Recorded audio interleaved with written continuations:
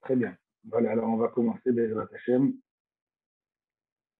Alors, c'est une série de cours, c'est le 17e de cette série. Chaque cours est indépendant. Il n'y a pas besoin d'avoir écouté les anciens pour comprendre celui de ce soir. Il y a des cours sur le couple et l'éducation. Et ce soir, j'avais envie de parler donc de l'éducation que l'on ne doit pas confondre avec les règles de vie. On va faire ce cours pour les Nishmat, pour une jeune fille incroyable qui nous a quitté beaucoup trop tôt. Sarah Aurélia Myriam Batriska Victoria, aujourd'hui, c'est maintenant son Yorkshire, c'est ce soir sur Yorkshire, anniversaire de. Et alors, ça a été décidé que ce cours serait à sa mémoire à 19h49. Donc, le cours n'était pas censé, n'était pas censé faire référence et, mentionner ou même traiter, mais Mina Shamaïm, on va voir qu'il y a certains points qui qui seront vraiment pour la Neshama. Alors, je l'ai très peu connu, un peu connu, mais très peu, mais vous verrez que voilà, que Kadosh Baruch Hu, quand on fait une fila, à chaque fois qu'on prépare un cours, que Kadosh Baruch Hu nous aide à trouver les mots corrects pour les personnes qui en ont besoin, etc. Et donc, j'ai l'impression que cette fois, Kadosh Baruch Hu m'a aidé sur ce sujet et il me demande, et voilà, c'est ça qui est sorti. Alors, je vais réexpliquer le thème du cours. C'est éducation, ne pas confondre l'éducation et les règles de vie. Alors, je m'explique. Ce que je veux qu'on comprenne, c'est que on a déjà touché un petit mot une fois dans un cours. Il ne faut pas confondre. Je peux décider que dans ma maison, mes enfants ne sautent pas sur le lit ou ne sautent pas sur mon canapé. Je peux décider que moi-même, une éducation personnelle, je peux décider que personnellement, je n'ai pas à me lever après 10 heures du matin de mon lit. Il peut y avoir mais ça, qu'on appelle toutes ces règles qui sont ponctuelles, qui sont des règles qu'on a décidé de se fixer. Ça peut être à un moment, pendant un moment, ça peut être sur une période, ça peut être à des endroits. Ce sont ce qu'on appelle des règles de vie. Ce n'est pas de l'éducation. Ce n'est pas le thème d'éducation. Le terme d'éducation doit être utilisé uniquement dans des sujets qui parlent du long terme, qui se rapportent sur le long terme. D'accord. Alors, par exemple, je donne un exemple. Il y avait un rave cette histoire, je la raconte souvent et je l'ai déjà racontée dans le cadre de ses cours. Il y avait un rave qui un jour, il était dans une réunion et son petit-fils, il s'amusait à marcher sur la table. Alors, dans cette réunion, il y a une des personnes qui a dit, Rav, il faut commencer à l'éduquer, qu'il arrête de marcher sur la table. Et le Rav de Brisk de répondre, a priori, on arrête de marcher sur la table à un certain âge, qu'on nous l'ait dit ou qu'on ne nous l'ait pas dit. Ça veut dire un enfant, après un certain temps, où c'est un peu rigolo de voir le monde d'en haut et d'avoir un peu peur de l'équilibre ou je ne sais quoi. Il y a un moment où eh ben, il y a plus, il y a un moment où ça passe tout seul. Est-ce que ça passe? Est-ce que l'envie de passer, de sauter, de monter sur la table, elle n'est là que parce que je lui ai répété à maintes et maintes reprises qu'il devait impérativement arrêter de monter sur la table? Ou est-ce qu'il s'est arrêté tout simplement parce que l'envie lui est passée? C'est une évidence. Il s'est arrêté tout simplement parce que l'envie lui est passée. Et donc le rave de dire, on ne parlera d'éducation si et seulement si on est en train de parler de quelque chose qui doit se mettre en place sur le très long terme. Et toutes les règles que l'on va mettre en place sur le court terme, ce sont des règles de vie. Il faut comprendre, malheureusement, qu'il y a une forte contradiction entre le long terme et le court terme, en termes d'éducation, qui va faire en sorte que lorsque je donne toutes mes forces, ou lorsque un enfant est opprimé, entre guillemets, c'est peut-être un mot un peu dur, il va être un peu oppressé, il va être un peu, on va lui mettre beaucoup de règles de vie, et ben il y a une limite. Un enfant, c'est comme c'est comme un ressort. Tu vas presser, presser, presser, mais il y a un moment où tu ne peux plus presser. Et si donc tu lui as mis des dizaines et des dizaines de règles de vie, des dizaines et des dizaines de règles de vie, tu n'as pas le droit de marcher en chaussures à la maison, tu n'as pas le droit de sauter sur le canapé, tu n'as pas le droit de sauter sur le lit, tu n'as pas le droit de boire des boissons sucrées, tu n'as pas le droit, etc., etc., etc., etc., etc. S'il va y avoir des dizaines et des dizaines de règles de vie, ça ne laisse pas assez de place pour, pour essayer de mettre en place une véritable éducation à long terme. Il y a une limite dans le travail que l'on peut opérer avec ces enfants. Et donc, si je mets tout le paquet sur les règles de vie, donc il faut faire toutes ces listes-là, et je ne veux pas qu'il y ait de cartable qui traîne, je ne veux pas qu'il y ait de manteau qui traîne, je ne veux pas je veux que le lit soit fait en partant, etc. Si toutes ces règles de vie sont imposées à l'enfant, il y a de fortes chances pour qu'on n'arrive pas à parler ou qu'il ne reste plus de crédit éducatif pour pouvoir parler de choses importantes sur le long terme. Ça, c'est le danger, ça, c'est l'enjeu. Et on va voir que cette idée-là de long terme, qui est le principal de l'éducation, le thème d'éducation, le terme de l'éducation personnelle, et encore une fois pour nos enfants, c'est une éducation qui est des règles sur le long terme. C'est ça le plus important. Mais on a une dose, on a un quota. Il y a un certain quota de challenge à mettre en place avec ses enfants et avec soi-même. Et si on a gaspillé ce quota sur des règles de vie très ponctuelles, on perd la force pour travailler sur le long terme. Ça, en gros, c'est ce qu'on va essayer de développer. Alors, on va essayer de peaufiner, comme à notre habitude, avec des textes de la Gemara et d'ailleurs, pour essayer de comprendre un petit peu cela. Mais ça, c'est un yesod, c'est une base très importante qui est qu'en fin de compte, alors le long terme, maintenant, il va falloir qu'on définisse le long terme. Le long terme, ce n'est pas forcément un long terme en termes d'années. Le long terme, c'est en termes de est-ce que oui ou non, c'est quelque chose sur lequel qui mérite que l'on y donne des forces.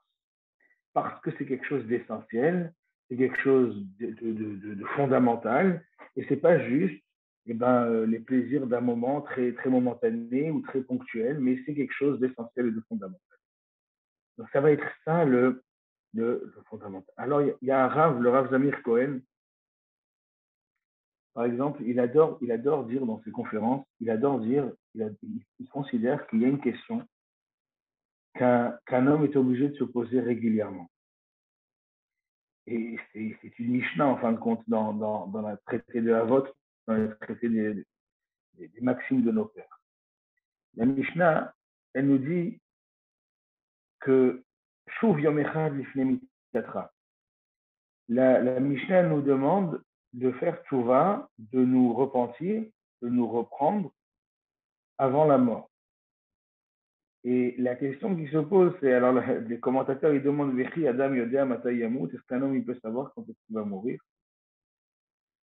Et la Gemara, elle nous dit, et donc les commentateurs, ils nous disent, et là, en fin de compte, il faut essayer de réfléchir comme si demain, tu vas mourir. Et donc, essaye d'être parfait, essaye d'être dans la perfection.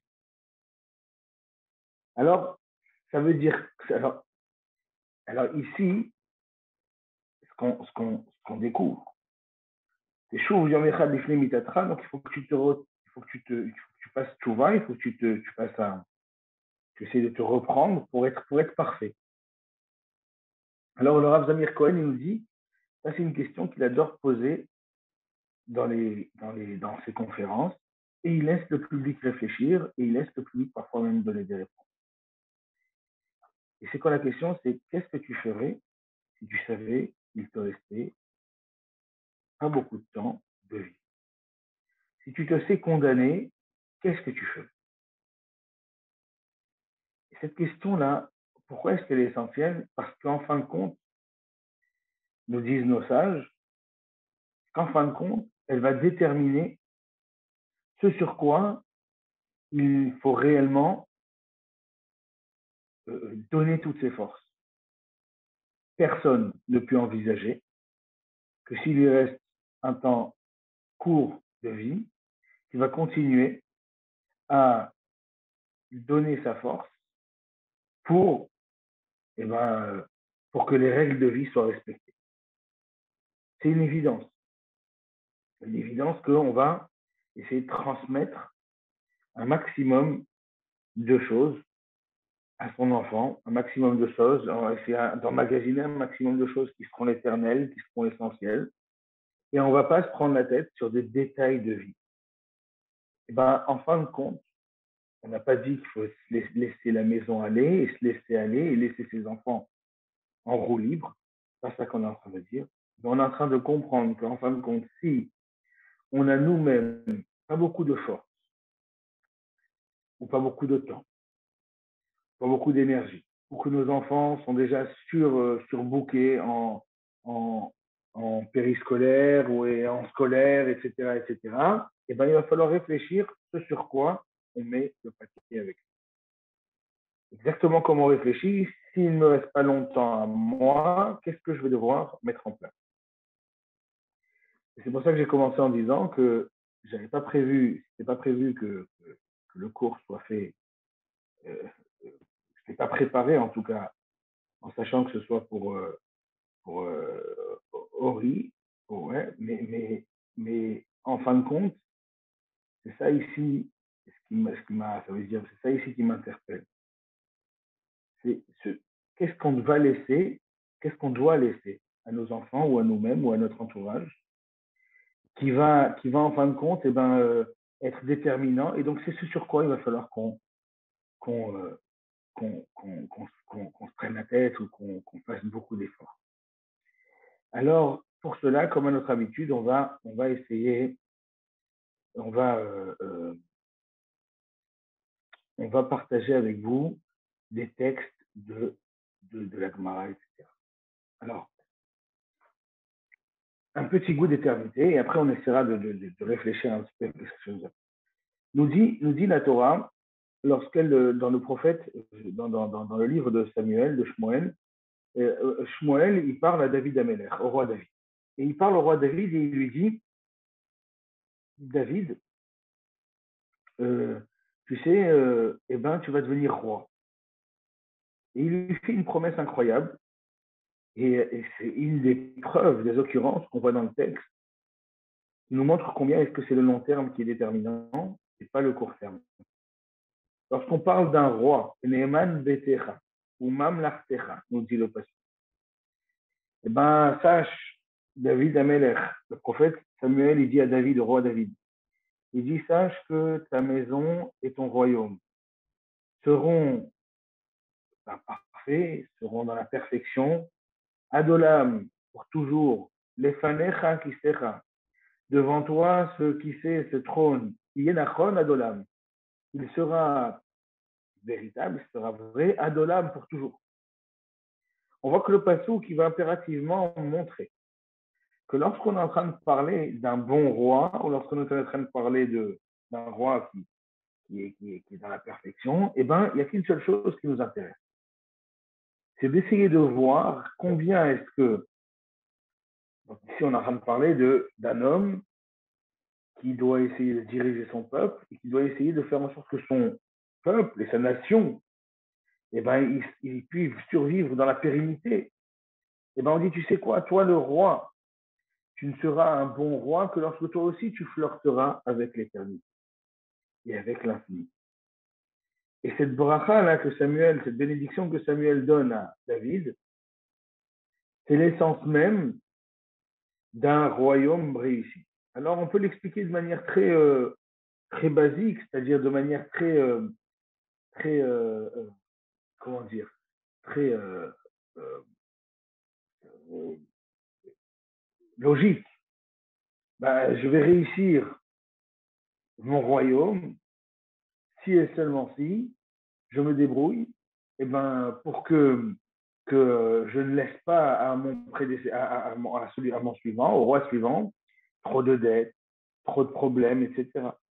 La réussite d'aujourd'hui, ça veut dire, en fin de compte, si j'ai fait en tant que roi, j'ai fait des tonnes de dépenses et que j'ai décidé d'en faire qu'à ma tête ou je ne sais quoi, et ben forcément mon royaume, il ne va pas pouvoir être dans la pérennité, tout simplement. Pourquoi? Parce que j'ai pas laissé quelque chose de terrain.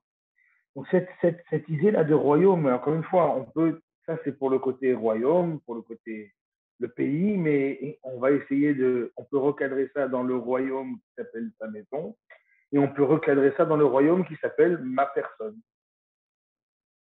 Ma personne et mon royaume ne seront réussis que s'ils sont dans l'éternité.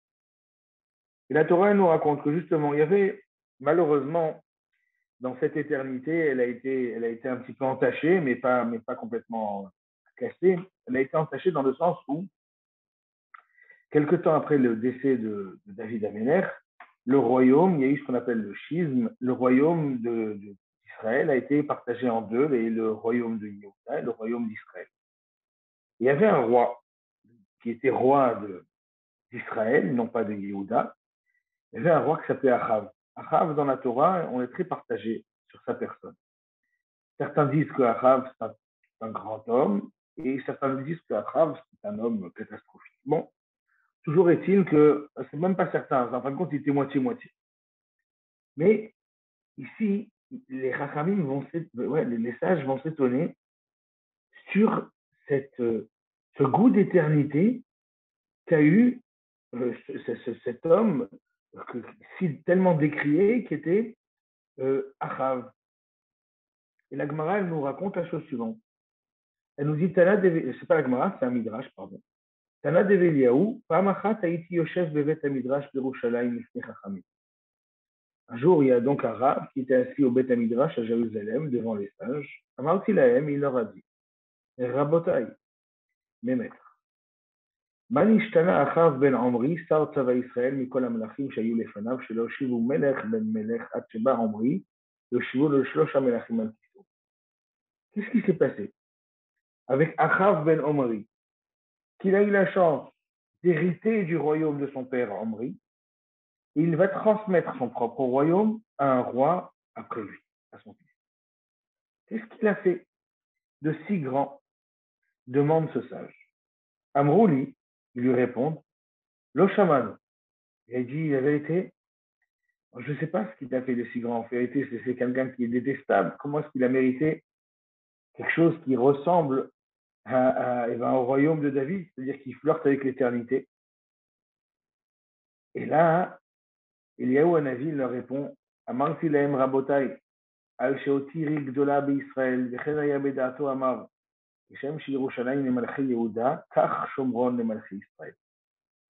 Et là, nous dit, il répond, ce maître, Eliyahu Hanavi, il répond au rabbin qu'il a rencontré à Jérusalem, et il leur dit la chose suivante.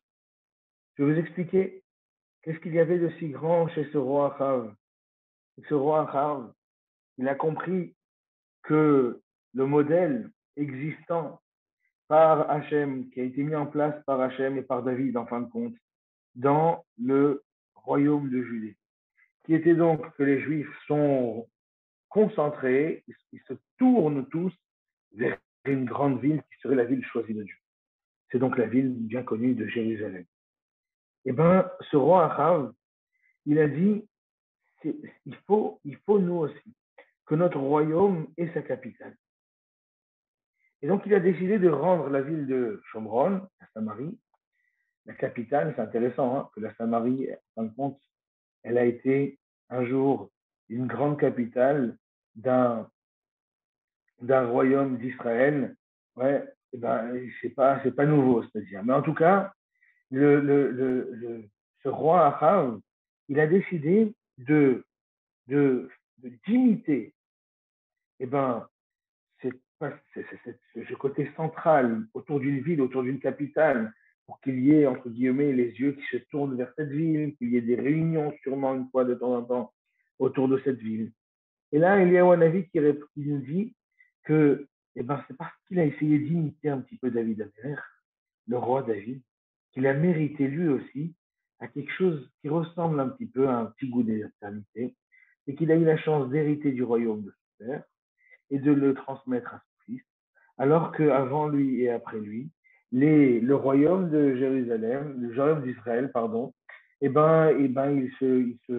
c'était, c'était des disputes terribles, c'était des coups d'État qui faisaient en sorte que, malheureusement, les rois n'arrivaient pas à se succéder. Et donc, ici, nous disent nos sages, Achav, lui, étant donné qu'il a imité un petit peu, alors il a eu ce goût d'éternité. Donc, à nouveau, dans notre réflexion à nous, on a donc évoqué l'idée que l'on était intéressé à essayer de comprendre en quoi l'éternité, en quoi le long terme était plus intéressant, était plus grand, était plus beau. Et là, on voit que les Chachamim nous expliquent que d'une certaine manière, c'est une récompense que l'on peut donner à un roi lorsqu'il essaye d'imiter les grands rois. On peut lui donner, c'est une bracha, c'est une bénédiction que l'on donne. C'est qu'en fin de compte, ce que tu as mis en place va être périn, va être dans la pérennité, va être grand. Et donc, c'est vers là qu'il faut se focaliser, vers des choses qui sont éternelles et non pas vers des choses qui sont ponctuelles, comme les règles de vie que l'on peut établir, que l'on peut mettre en place au sein de notre foyer, au sein de notre maison. Et la Gemara, elle nous raconte l'histoire pour continuer dans la même, pour nous dire qu'en fin de compte, alors c'est pour ça que j'ai appelé ça on ne récolte que ce que l'on sème. C'est-à-dire qu'il y a quelque chose d'éternel dans les actions, dans les choses que l'on va essayer de mettre en place. Mais on va voir que ça n'est pas uniquement dans le rapport que l'on va entretenir avec nos enfants, dans l'immédiat, c'est-à-dire on aurait pu dire, très bien, regarde, par exemple, on sait très bien que nos enfants, malheureusement, c'est une angoisse qu'on a en tant que parents très souvent, c'est que, en fin de compte, le rapport que l'on a entretenu avec eux, c'est le rapport qu'ils entretiendront avec nous. C'est une grande angoisse que chaque parent a, mais c'est une réalité, sûrement. Et donc ici, ça c'est une évidence. Donc, plus tu as mis le paquet, non pas dans l'immédiateté du rapport éducatif, mais dans le rapport long terme et véritable et essentiel, plus il y a de chances que ce retour il te soit tout aussi, il nous soit tout aussi bénéfique et bon parce que la personne, elle est grande et elle est belle, donc du coup, elle veut rendre dans les choses essentielles. Mais au-delà de ça, ça va encore plus loin que ça nous dit la Torah. Ça va même au-delà de la mort. Alors, je vais expliquer comment ça sort. La Gemara nous raconte qu'il y avait un monsieur qui s'appelait Onkelos. Onkelos bar Kolonikos. Onkelos, c'était un monsieur, Barachté de Titusava. C'était le neveu de Titus. Titus, c'est celui qui a détruit le Beth Amikdash. Et Onkelos, il a très envie de se convertir. Et il ne sait pas exactement s'il faut y croire, s'il faut le faire, et donc il a un peu peur. Et donc il a eu une idée, il s'est dit, tiens, je vais aller voir une voyante ou quelqu'un, un nécromancière, et je vais essayer de faire revenir des hommes importants de l'histoire de l'humanité qui sont maintenant morts, et je vais leur demander si c'est une bonne idée que je me convertisse. Et donc, il a une idée, il fait venir son oncle, Titus. Azal Askeleticus Benigda. Il fait venir sur sa table Titus. Amar lui dit, Man Chashiv Be'aou Alma, il lui demande, très bien, toi maintenant qui es là-haut, dans le monde de la vérité, qui vois-tu, quel est le peuple le plus important? Amar lui répond, Titus, c'est Israël. C'est le peuple juif qui est le plus aimé dans le monde de la vérité, dans le monde des morts. Maoul est Daboukébem. Et là, il lui demande très bien, alors dans ce cas-là, je te pose la question, mais à mon avis, j'ai ma réponse. Est-ce que ça aurait un sens de me convertir, de me coller à eux? אמר להם, איליו נפישין ולא מצאתי קיומנו, זיל אגרי באו עלמא ואבית רשע. Il vient et dit, regarde, tu sais, ils ont 613 mitzvot, les juifs. Et c'est très difficile de les accomplir. Alors du coup, pour mériter une grande place, c'est compliqué. Plutôt, au lieu de faire ça, zil igre be'u alma, vavit recha, il vient et nous dit, tu sais, c'est peut-être mieux de les combattre, et grâce à ça, tu vas devenir une tête. Dire ce qui a marqué à Yotsarea les roches, que la méthode d'Israël n'a ces roches, que toutes les personnes qui font du mal au peuple juif, eh ben, ils deviennent des grands. Tu sais, en fin de compte, c'est pas. Alors il lui demande, ah super, donc Titus, toi qui as détruit le Beth Amikdash, le temple, il semblerait que tu aies une belle vie dans le monde de la vérité. Alors, dîner d'Aou Gavra Bema, il lui dit, est-ce que la vie, elle est tellement belle pour toi? Amar le Bema, il est passé quel marché, Kol Yoma Vechal Mshele, Ikteme Vedaïn Ele, Vekal Ule Umivaudu Vashavia. Il vient, il dit, non, tu sais, ma vie, elle n'est pas si belle que ça. En fin de compte, tout ce que j'ai essayé de faire aux Juifs, on me le refait. Chaque jour, mon corps se reforme, on me rejette au feu, on me reprend mes cendres et on les jette à l'eau. Donc tous les jours, je souffre le martyr. Et là, la question qui se demande, mais quel ou me va de à Chaviamé, il jette dans l'eau. Je ne comprends pas alors dans ce cas-là. La première question qui s'est posée Onkelos, c'est je demande à mon oncle qui c'est qui les grands. Il détestait les juifs, mon oncle. Titus détestait les juifs. Il a donc détruit le Beth Amikdash. Alors il lui demande, alors très bien, qu'est-ce que tu as vu dans le monde de la vérité? Qui est au top? Alors il lui répond, bah, c'est Israël. Il a dû dire ça mort dans l'âme. Bon, très bien, c'est Israël. Alors il faut que je me convertisse. Il dit non, non, pas du tout. Reste comme tu es, pas besoin. Et tu sais, quand tu prends la tête aux juifs, tu es au top. Il dit, ah ouais, toi, t'es au top. Il dit, non, je ne suis pas du tout au top, la vérité. Je souffre le martyr, mais bon, t'es au top. Alors, on ne comprend pas très bien. S'il souffre le martyr, ben, du coup, il a compris que dans le monde de la vérité, c'est Dieu le plus fort, c'est le peuple juif le plus fort. Alors pourquoi est-ce qu'il ne lui conseille pas de se convertir? Alors c'est vrai, il lui a dit, il y a trop de mitzvot. Mais bon, si en fin de compte, c'est les juifs qui sont au top là-haut, alors il peut-être vaut mieux conseiller qu'il faut y aller. Alors il a une idée, il va chercher Bilam. Il va chercher Bilam, toujours sur sa table nécromancie, à Marley, Man Chashiv Gawama. Bilam, c'est un prophète qui a détesté les juifs, en tout cas qui a essayé de les maudire. Il dit que c'est qui est au top dans le monde futur, à Marley Israël. C'est Israël. Maouli Dambokebou, est-ce qu'il ne faudrait pas se coller à eux? À Marley Lotidrosh, Shelomam, Vetovatam, Kolayamim. Il y a marqué qu'il ne faut absolument pas s'attacher au peuple juif, vaut mieux pas, tu vas souffrir. À Marley Dine Daou Gavra Bemay. Alors il dit très bien. Alors si tu me dis ça, ça veut dire que la vie elle est belle pour toi sûrement, non? Il lui dit non, pas du tout. Il dit je me souffre le martyr tous les jours. Alors il a été chercher Azal Aski Benegid Aliyush ou Ben Anotri. On dit la Gemara qu'il a été chercher Jésus. Amar Leman Chashiv Gao Alma. Il demande à Jésus alors qui est le plus grand des hommes, qui est le plus grand des peuples. Amar le Israël, il répond c'est Israël. Maouli Dembokebou, est-ce qu'on peut s'attacher à eux? Amar le, il leur a répondu Tovatam des roches, Raatam Lotidrosh. Écoute, tu n'es pas obligé de te convertir, mais cherche leur bien, ne cherche pas trop à les faire souffrir, mais pas besoin de te convertir. Kol hanogea behem ki'il hanogea bevavat elo. Il dit celui qui touche au peuple juif, c'est comme s'il touche à son œil. Et donc, s'il a les mains sales, ben, il y a de fortes chances pour qu'il souffre. Mais s'il a les mains propres, ça peut être sympathique. Et là, il lui demande très bien, si tu te sens si bien dans la vie, alors peut-être que ta vie, elle est belle. À Marley, est-ce que tu. Il dit lui aussi, il souffrait énormément, il souffrait de martyr. Et là, la question qui se pose, c'est on ne comprend pas du coup.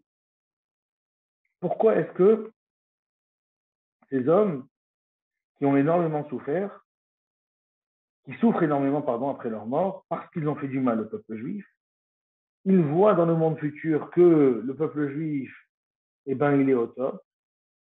Pourquoi est-ce qu'ils ne conseillent pas à Onkelos de se convertir? Pourquoi est-ce qu'ils ne conseillent pas de se convertir? Qu'est-ce qui les dérange tellement? Alors, on récapitule avant de voir la réponse dans cette histoire entre Rabbi Yoshua ben Levi et, euh, et Rabbi Shimon Bar Yochai. Et après, on essaiera de ramener ça à notre foyer, à notre maison, à notre éducation, à notre royaume personnel. On va juste essayer donc de faire un petit résumé de ce qu'on a vu jusqu'à maintenant. On a vu que Shmuel, lorsqu'il parle à David Amelech, au roi David, il lui dit: Oh toi David, tu sais, ton royaume ne sera grand, ne sera beau que s'il est éternel. Cette éternité-là, qui doit être recherchée et qui doit être cultivée, c'est la base de la réussite d'un royaume. Et à nouveau, je répète, le royaume, ce n'est pas uniquement le royaume d'un roi avec un pays, etc. Le royaume, c'est celui de sa maison. Le royaume, c'est sa personne. La réussite d'une personne, c'est lorsqu'il voit sur le long terme, lorsqu'il voit l'éternité. Donc la Gemara nous dit que Shmuel, quand il a fait cette bracha à David, il lui a dit: pense à l'éternité. Si tu vises l'éternité, tu pourras atteindre l'éternité. Si tu atteins l'éternité, tu auras la réussite. Et la Gemara nous a dit qu'il y avait un roi qui était un roi catastrophique du nom de Achav, qui a touché un petit peu au goût de l'éternité. Pourquoi? Parce qu'il a voulu imiter son royaume, qui était un royaume a priori pas forcément très il y avait beaucoup d'Azara, beaucoup d'idolâtrie, donc c'est pas un royaume qui était voulu. Mais il a quand même, sur certains points, voulu comparer le royaume, son royaume, au royaume parfait du Judée. Celui qui était comparé à celui du roi David. Dans sa volonté de cette comparaison, il a mérité un goût d'éternité dans son royaume, et qu'il a eu le droit non seulement d'hériter du royaume de son père, mais en plus de le transmettre. Donc on voit que l'idée d'éternité, l'idée d'essayer de se focaliser non pas sur l'immédiateté du bonheur comme une maison rangée ou des enfants bien habillés ou pas trop bruyants, nous fait peut-être perdre dans cette recherche, parce qu'encore une fois, on perd de notre énergie lorsqu'on met tout ça on met toutes nos forces dans l'immédiateté, et du coup, on oublie de mettre l'essentiel de nos efforts sur l'éternité. Et comme j'ai expliqué, Rav Zamir Cohen, il nous demande de nous poser régulièrement cette question.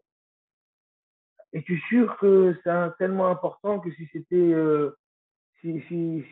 tes jours étaient comptés, ce serait encore sur ça que tu te prendrais la tête? Alors, bien entendu, on n'a pas besoin d'être morbide et de penser qu'à ça, mais cette question, elle mérite d'être posée une fois de temps en temps. Et on voit que, et là, bizarrement, on voit que, je vous ai ramené cette Gemara qui raconte qu'On Kelos, quand il a parlé à des gens qui étaient déjà morts, ils acceptaient que dans l'éternité, c'est le peuple juif qui est au top, mais ils restaient encore anti-juifs, malgré le fait qu'ils en souffraient. Et là, c'est un message qui est effrayant, c'est pas le mot, mais qui est très engageant.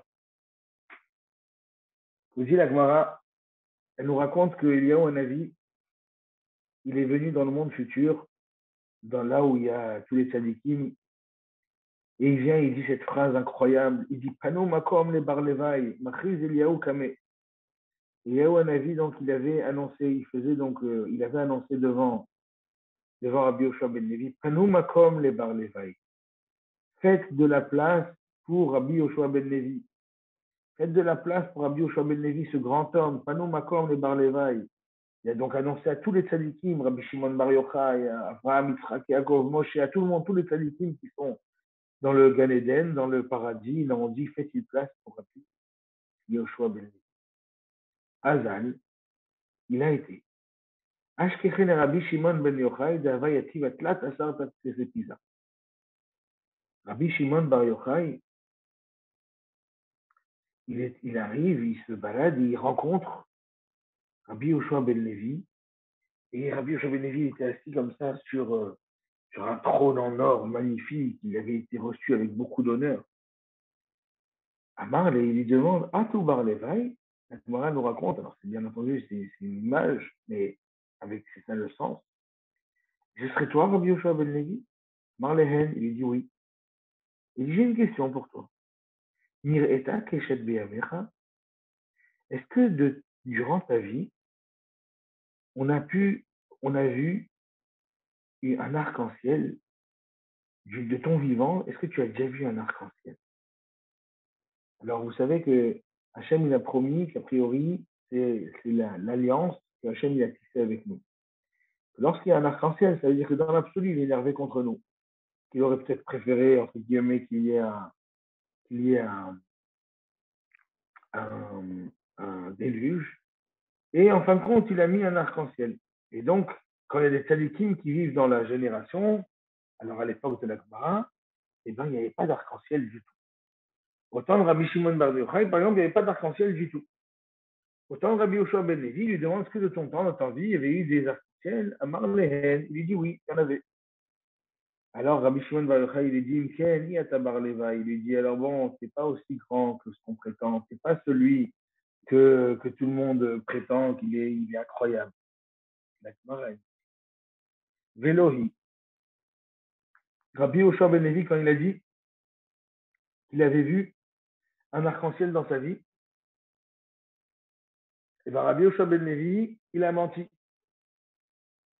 Et qu'il n'y en a jamais eu de son vivant. Et là, ça va. Là, Achzik Timuta Nafshay. Rabbi Yoshua ben Levi, il a dit, je ne veux pas euh, m'enorgueillir, je ne veux pas montrer une forme d'orgueil en disant que durant toute ma vie, je n'avais pas eu d'arc-en-ciel. Et là, les Chachamim, ils ont dit quelque chose de fou dans cette loi-là, en fin de compte. Les Chachamim sont en train de nous dire que Rabbi Yoshua ben Levi, après sa mort, quand il rencontre Rabbi Shimon ben Yochai, il continue, alors qu'il a été présenté comme étant un homme incroyable, il continue à être un homme qui cultive l'humilité. Et dans le monde futur, on est dans la vérité, plus besoin il n'y a plus ce jeu a priori, on ne s'attend pas à ce qu'il y ait encore ce jeu d'orgueil, d'humilité, etc. Pourquoi est-ce que Rabbi Yoshua ben Levi continue? Et là, les Chachamim de nous dire, sache que tout ce que tu as cultivé sur cette terre, tous les efforts que tu as fournis sur cette terre, deviennent ton bagage pour le monde futur. Et toutes les choses que tu as cultivées restent vraies pour le monde futur. Et donc, si par hasard tu t'appelles Titus et que tu as détruit le Beth Amikdash, et bien même dans le monde futur, même quand tu commenceras à voir que le peuple juif c'est le plus fort, c'est lui qui dirige le monde, etc., tu continues à te dire qu'il ne faut pas s'attacher au peuple. La même chose pour Bilam, la même chose pour Jésus. Et la Gemara, elle nous dit, et Rabbi Yoshua ben Levi, qui toute sa vie a été un homme qui a cultivé l'humilité, il continue, même après sa mort, à cultiver l'humilité. Voilà ce que c'est la véritable humilité. Et là, la question qui se pose, c'est qu'est-ce qu'on a envie de donner à nos enfants de leur vivant et après leur mort? Qu'est-ce qu'on a envie de cultiver chez nous de notre vivant et après notre mort? Est-ce qu'on a envie qu'en fin de compte, on reste ceux qui avons cultivé énormément d'efforts sur sur ce à quoi on ressemble de l'extérieur, sur combien on a été sérieux au travail, sur combien est-ce qu'on a quelles belles vacances on a fait dans les détails, combien est-ce qu'on a été très doué dans tout ce qui est les desserts et les repas en tout genre, je ne sais quoi. Ou est-ce que on se concentre sur les choses essentielles de sa vie? Qu'est-ce qu'on fait? Et là, je repose la question telle que le Rav Zamir Cohen pose. Qu'est-ce qu'on fait lorsque, eh ben, il nous reste pas beaucoup de temps à vivre? Sur quoi on va mettre le paquet? Alors, Bémet, il y avait un Rav, c'était le Rav Yosef Chaim Friedlander. Il a malheureusement été malade et ils ont fait plusieurs tentatives pour essayer de l'aider, etc. Et là, d'un coup, ils ont dit, ça y est, stop, de toutes les façons, c'est peine perdue. Il te reste 2 à 3 semaines pour vivre. Il a été voir son maître, le Rav Shach, qui était l'un des plus grands le plus grand de la génération précédente. Il est décédé il y a 20 ans à peu près, un peu moins. Et ouais, il y a tout juste 20 ans. Et le Rav Shach, il a demandé au Rav Shach, voilà, il me reste 2 3 semaines. Je suis en forme. Il n'était pas mal, il n'était pas faible. Je suis en forme. Qu'est-ce qu'il faut que je fasse? Il dit, est-ce que je révise mon étude? Est-ce que je passe du temps avec ma famille? Qu'est-ce qu'il faut que je fasse? Dites-moi, je ne sais pas quoi faire. Il me reste 2 à 3. Et le Rav lui dit, tu sais ce qu'il faut que tu fasses? Tu t'assois dans un coin et tu réfléchis pour essayer de parfaire tes midotes, tes traits de caractère. Parce que tu vas parfaire tes traits de caractère, et bien à ce moment-là, ce que tu vas prendre, ce que tu vas emmagasiner, ça c'est pour l'éternité. Comme on a expliqué, Rabbi Yoshua ben Levi, c'était l'humilité. Il était humble de son vivant, il est resté humble après sa mort. Toutes les qualités que l'on a emmagasinées quand on était jeune et quand on était vivant, on va les emmagasiner non pas par notre vieillesse, on va les garder non pas pour notre vieillesse uniquement, mais même après notre mort. Et c'est ça le devoir d'un parent. De transmettre des valeurs, de transmettre des règles, une éducation, et en fin de compte, va non pas flirter avec l'immédiateté, pour le plaisir de l'immédiateté, et qui va flirter avec l'éternité, mais l'éternité et qui va survivre même après la mort. Les valeurs, les midotes, c'est-à-dire la qualité de vie. Voilà ce sur quoi il faut travailler avec nos enfants et pas nous perdre uniquement dans des considérations trop ponctuelles comme les règles de vie. C'était la réflexion que je voulais avoir. Alors, comme j'ai expliqué, ce n'était pas prévu que ce cours soit fait pour la mémoire de Sarah William Baptiste Victoria, mais pour l'avoir côtoyé et pour avoir un petit peu, et pour avoir connu des personnes qui m'ont connu. C'était une fille incroyablement souriante, une amie très sensible et sincère. Et ça c'est réellement quelque chose du coup d'éternel. Je suppose qu'elle avait plein d'autres qualités, comme je suppose qu'elle a été aussi rangée, etc. Mais en fin de compte, c'est sur ces qualités-là qu'il faut mettre le papier. Parce qu'en fin de compte, c'est ça qu'on a envie de transmettre à nos enfants, c'est ça qu'on a envie qu'ils emmènent de leur vivant et après leur mort, et pas juste de savoir que c'était des personnes qui avaient des règles de vie parfaites. Voilà, c'était une réflexion sur la 17e réflexion, Baruch Hashem, sur l'éducation et le couple. Si vous avez des questions, je vous invite à les poser. Si vous avez des remarques, je vous invite à les dire. Et si vous n'avez rien à dire, eh ben, je vous souhaite une bonne soirée.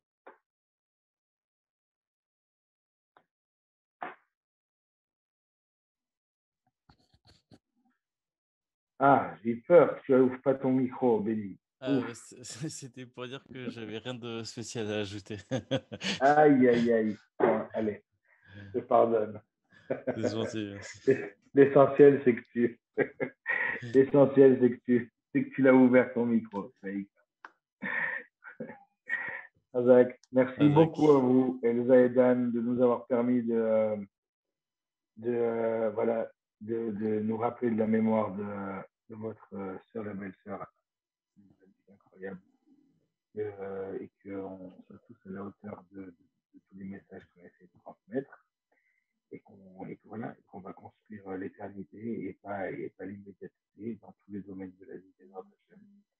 On continue à avoir une pensée pour elle et pour toutes les autres personnes. Voilà. Très bien. Alors, je vous souhaite une bonne soirée. Merci pour votre écoute. À très bientôt. Azak. Bonne semaine. Au revoir.